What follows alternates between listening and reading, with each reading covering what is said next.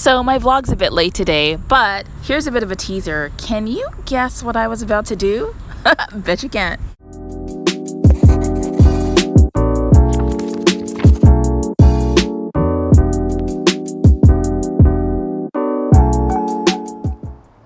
Look at how blue the sky is, and there's a fluffy cloud. I think this is going to be the beginning of a very good day. That's the plan. Hey again, it's VoiceOver and Jerry. So, how many of you who make videos, how many of you edit your videos on your phone? I really enjoy doing it. I find that my phone actually uploads faster than my laptop does, and it's pretty quick and easy to do. I've been perfecting, or at least working on developing. I've been developing my video editing skills on my phone. So here I am preparing my Thursday vlog while sitting outside in the sun, which has become something that I really look forward to every day. I'm going to give you a bit of a spoiler alert. I didn't get that much reading done on Friday. Tommy and I decided to go out into the city to see what we could discover, and I was feeling very free like a bird with big wings. So I decided to twirl, because that's what I do when I want to feel free. So this is me twirling. Enjoy the B-roll.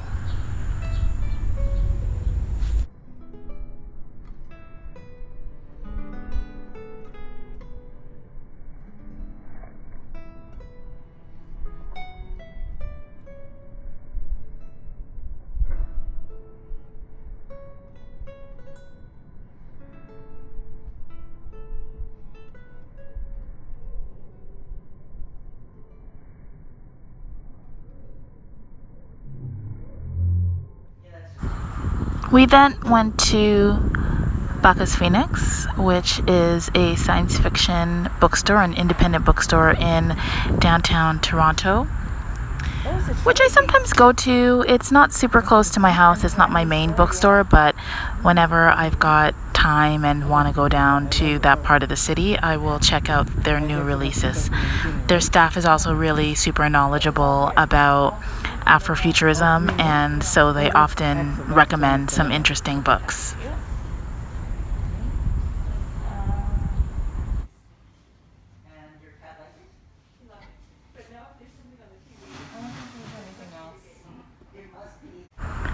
Whenever I go into a bookstore, I always check to see whether they have a lot of Octavia Butler. If they don't, then I judge the bookstore and never go back again.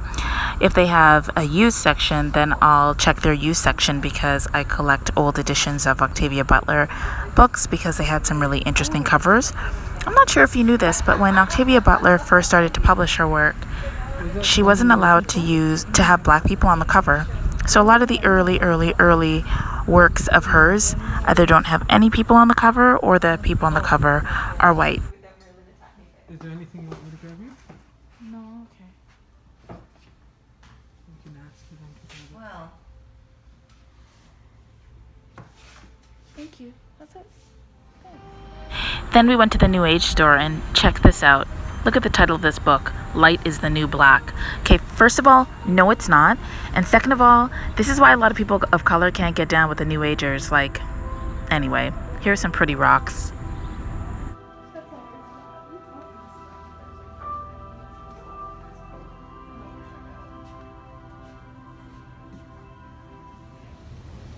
It's about 5.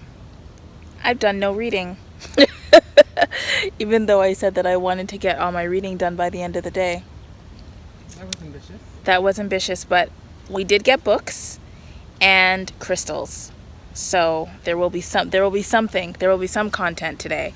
But now I'm walking down one of the streets that I really like in downtown Toronto, one of the little neighborhoods. So I'm going to show you some things along the way. Yes, this is a thistle. Thistles are Chloe's favorite flower, which is why her channel is called Thistle and Verse. This is a thistle in real life. There's a real life bee pollinating the real life thistle. And now I'm gonna real life walk away because I'm real life afraid of real life bees. So there we go. That is a lot of ivy. Ooh, ivy, ivy, ivy, ivy, ivy. Okay. Am I reading now? Yes. Have I read it all today? No. So I am now on page 174, and I'm on quarantined pages, which means I have an hour of reading before I share with the group. So I'm hoping that in the hour I will finish the book. So 174, the book ends on page 231. So that's 231 minus 174 pages. You do the math because I don't math unless absolutely necessary. So I am on the chapter called Loss, and there was some magic that just happened that blew my mind. So yes, I'm just really, this book is doing things to me. Okay, I'm gonna go back to reading. Place your bets as to what page I get to in the next hour or so.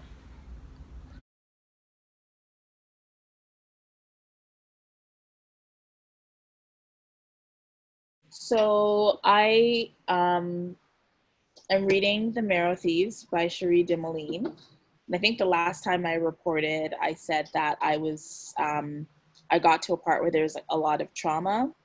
Um, and it was like trigger warnings for everything, everything, everything. I don't know what the plan was, but it seems like things are not as dense in terms of the trauma now. So I'm at the end of the book, and there are signs of like redemption and hope and aspiration, which I'm feeling good about. But it's starting to raise questions for me about who this book was written for. Um, like, was it written for people who need a happy ending? Was it written for people who need to see like a hopeful future?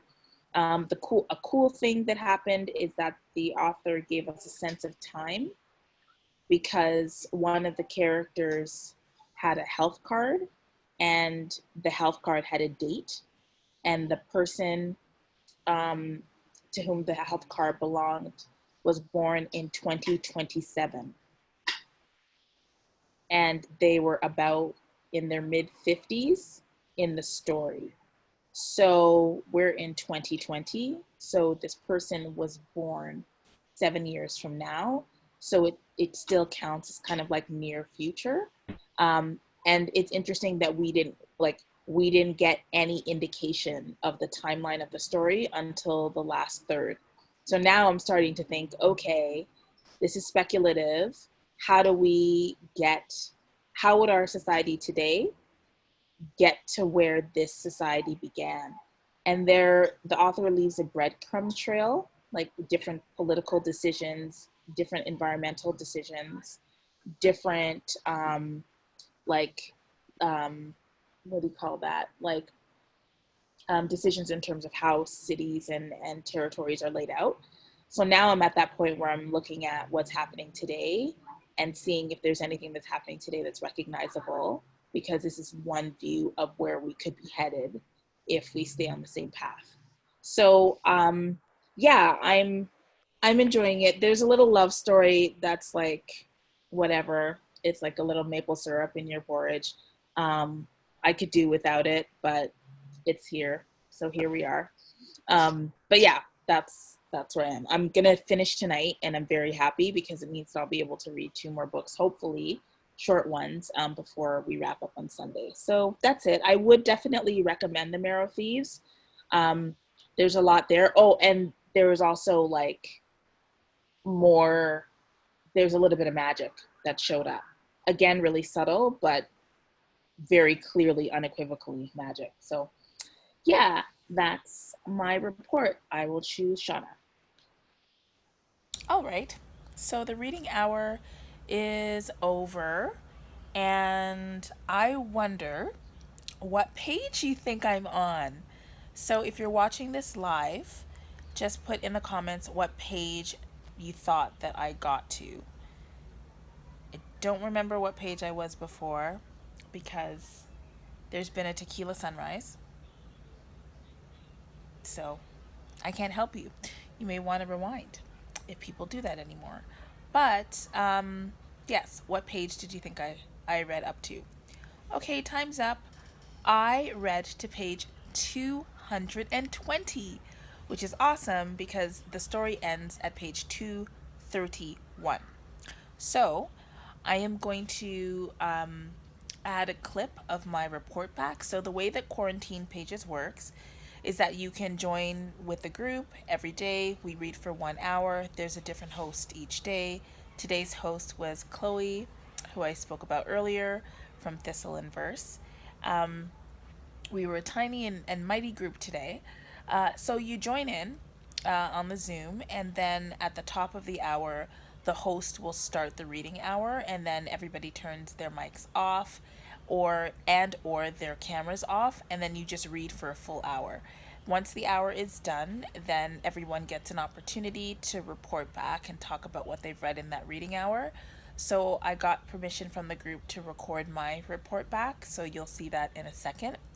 And then I'm going to come back after I finish these 11 pages, and I will give you my overall thoughts on The Marrow Thieves by Cherie Dimaline. I'm done. I'm done. It was a touching ending.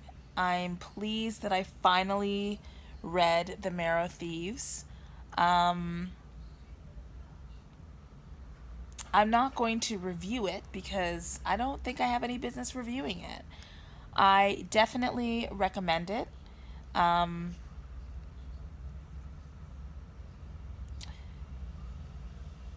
There are a lot of similarities to other dystopian novels that I have read.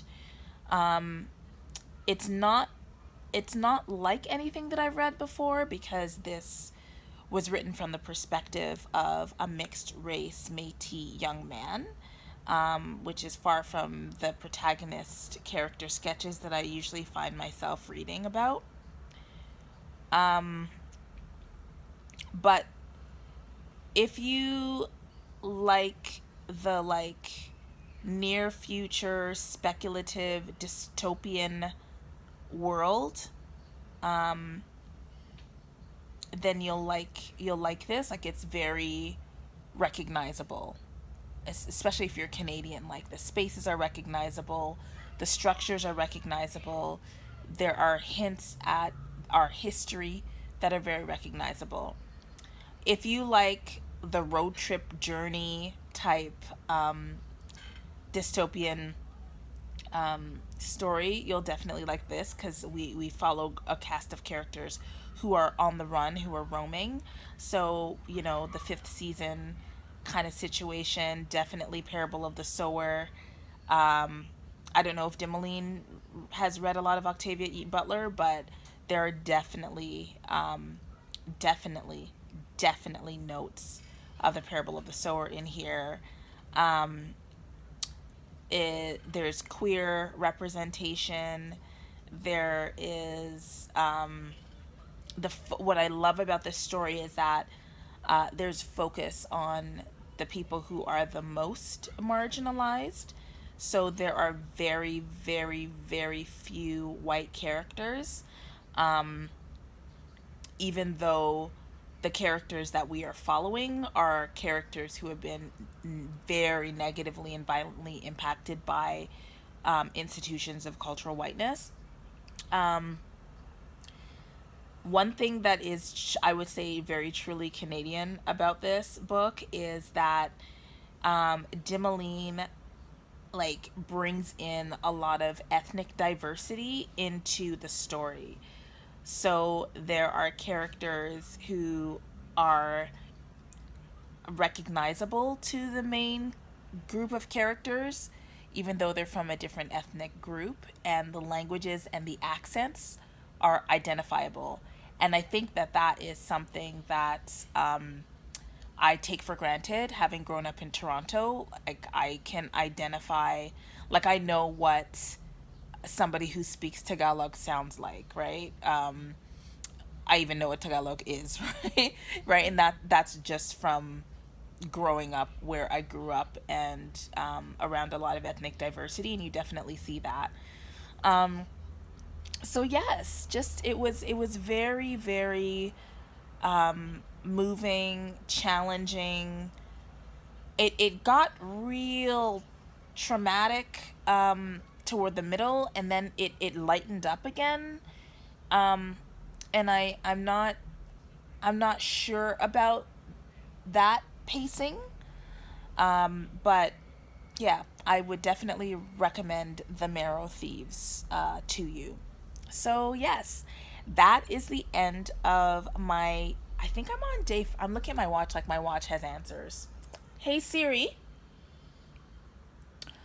what day of the readathon am I on?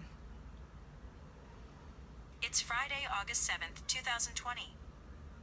Okay, but what day of the readathon am I on? Hey Siri, what day of the readathon am I on? It's Friday, August 7th, 2020. Siri's no help. So here we are. I think it's day 5. It's probably day 5. And I have finished. So I think that The Marrow Thieves satisfies the prompt for a book written by a Canadian Indigenous, or an Indigenous author. It has red on the cover. It's definitely a story about a loving relationship. It is set in a province, Ontario, that I've been to. And that's what I have so far. But I think it could also satisfy the Canadian history book, even though it's fiction. Because there is a lot of, like, actual facts in it. That might be a reach. But that's it. I'm done. I am going to shout out Justin, Ghost Reader, because he started a new podcast. You should check out his podcast. And also he's doing a history readathon, and he's a great person to follow for, like, history. Justin can read a history book and then talk about it. And his audio is great. So yes, Justin is who I'm going to shout out. That's it. Tommy and I are going to watch movie 2 of The Matrix. And remember to read with purpose. And if you have watched this all the way till the end, if they've watched it all the way to the end, what should they... The emoji? Yeah. I think an emoji that would be appropriate at this time, perhaps like musical symbols.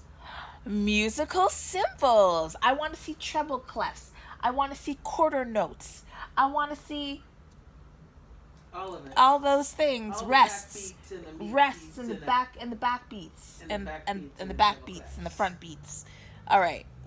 We're done. And we're done. And we're done. And remember to read with purpose.